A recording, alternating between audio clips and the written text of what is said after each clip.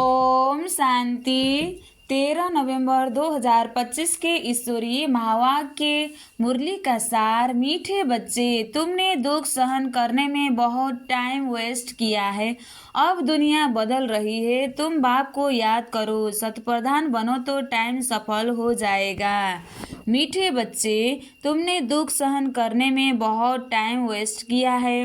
अब दुनिया बदल रही है। तुम बाप को याद करो, शतप्रधान बनो तो टाइम सफल हो जाएगा। प्रश्न: 21 जन्मों के लिए लॉटरी प्राप्त करने का पुरुषार्थ क्या है? उत्तर में बाबा कहते हैं, 21 जन्मों की लॉटरी लेनी है तो मेहनत 21 जन्मों की लॉटरी लेनी है तो मोहजीत बनो। एक बाप पर पूरा पूरा कुर्बान जाओ। सदा यह स्मृति में रहे कि अब यह पुरानी दुनिया बदल रही है। हम नई दुनिया में जा रहे हैं। इस पुरानी दुनिया को देखते भी नहीं देखना है। सुदामा मिसल चावल मुट्ठी सफल कर सतयुगी बादशाही लेनी है।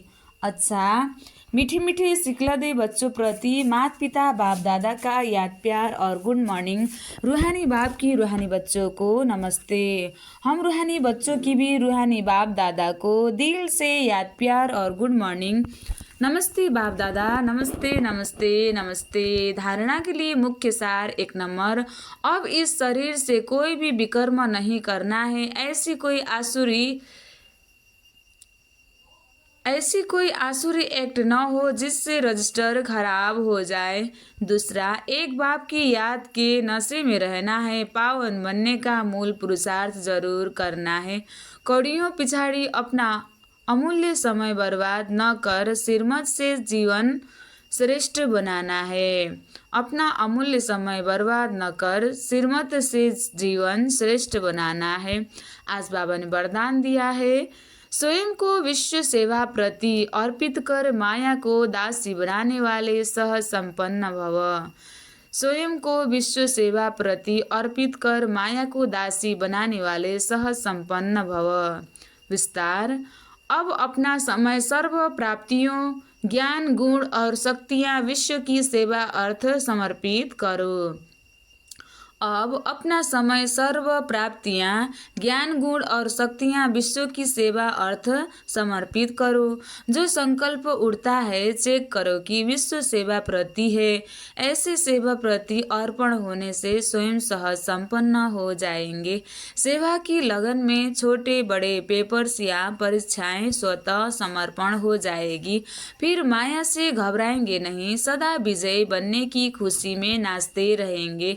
माया को अपनी दासी अनुभव करेंगे। स्वयं सेवा में सरेंडर होंगे तो माया स्वतः सरेंडर हो जाएगी। स्लोगन: अंतर्मुखता से मुख को बंद कर दो तो क्रोध समाप्त हो जाएगा। अंतर्मुखता से मुख को बंद कर दो तो क्रोध समाप्त हो जाएगा। अव्यक्त इशारे, अशरीरी व विदेही स्थिति का अभ्यास बढ़ाओ। जैसे 1 सेकेंड में स्विच ऑन और ऑफ किया जाता है, जैसे 1 सेकेंड में स्विच ऑन और ऑफ किया जाता है, ऐसे ही 1 सेकेंड में शरीर का आधार लिया और 1 सेकेंड में शरीर का आधार लिया और 1 सेकेंड में शरीर से परे अशरीरी स्थिति में स्थित हो गए। अभी अभी शरीर में आए, अभी अभी अशरीरी बन गए। आवश्यकता हुई तो शरीर रूपी वस्त्र धारण किया, आवश्यकता न हुई तो शरीर से अलग हो गए। यह प्रैक्टिकल बाबा ने कहा, आवश्यकता हुई तो शरीर रूपी वस्त्र धारण किया, आवश्यकता न हुई तो शरीर से अलग हो गए। यह प्रैक्टिस करनी है। इसी को ही कर्मातीत अवस्था कहा जाता है। अच्छा, ओम शांति।